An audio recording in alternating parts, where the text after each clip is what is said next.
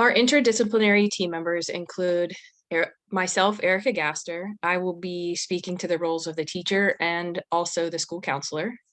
Toni Kane, who will be speaking to the role of the social worker. Lindsey Moore, family-based mental health, and Branda White, who will be from the Children and Youth Services.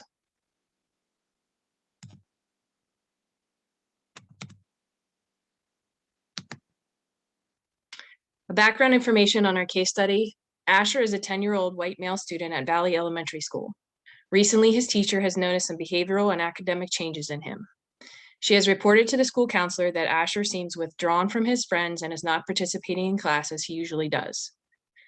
His grades have been dropping over the last several weeks, and his appearance has changed as well. Asher is a student with ADHD and has a 504 plan in place to meet certain needs related to his disability. So again, my name is Erica Gaster, and I will be speaking to the role of the teacher. So for Asher, I want to be sure that I am making accommodations for him in the classroom based on the needs outlined in his 504 plan. Because of what I am seeing, I would want to make a phone call home to speak with his parents regarding the concerns that I have. In addition, I would alert the school counselor of the changes that I'm seeing.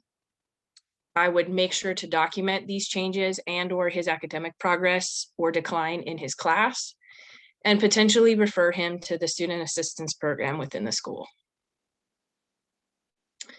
As for the role of the school counselor, I would want to check in with Asher to see what information that he shares with me. We would want to discuss his feelings regarding school and potentially why his grades might be declining.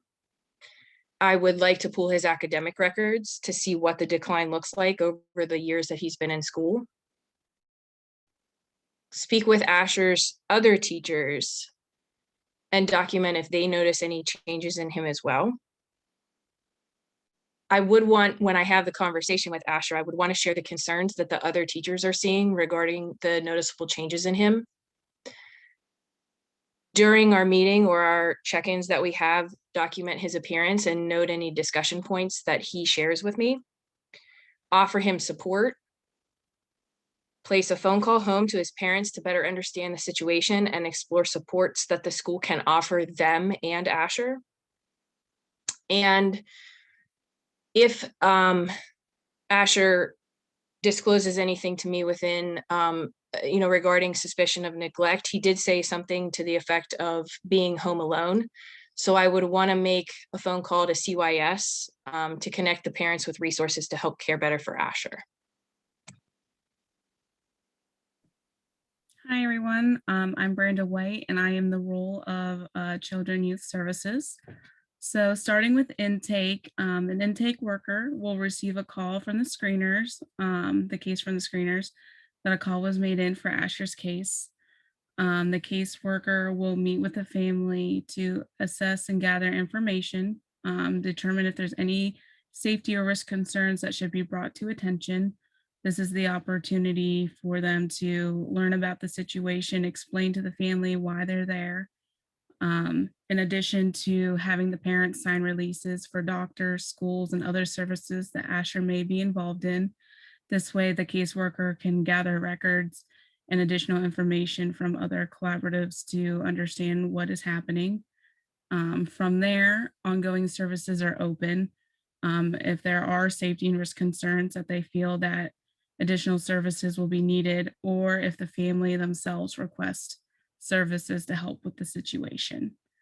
So once intake decides to open the case for ongoing services, the ongoing caseworker will have a case transfer meeting with the intake worker, their supervisors, and any additional people that are involved to learn about the case and ask questions to the intake worker to see what additional information needs to be gathered.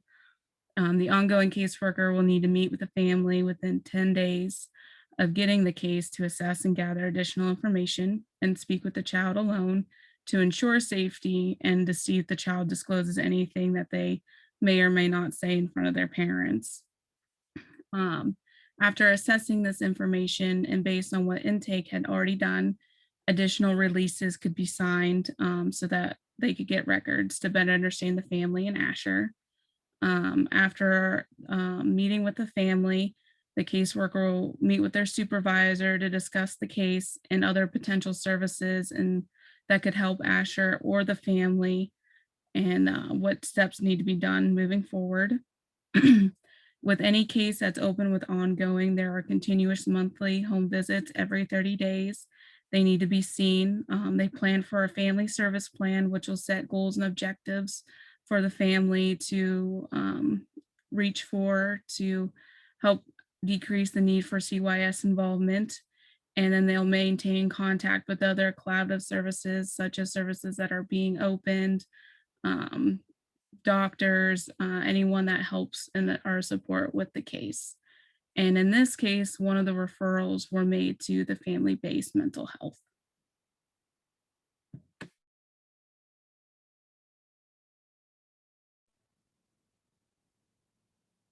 My name is Lindsey Moore, and I'm going to talk a little bit about the role of family-based mental health services. In the beginning, after we received the referral from CYS, we began a very intense assessment period that lasts about 30 days.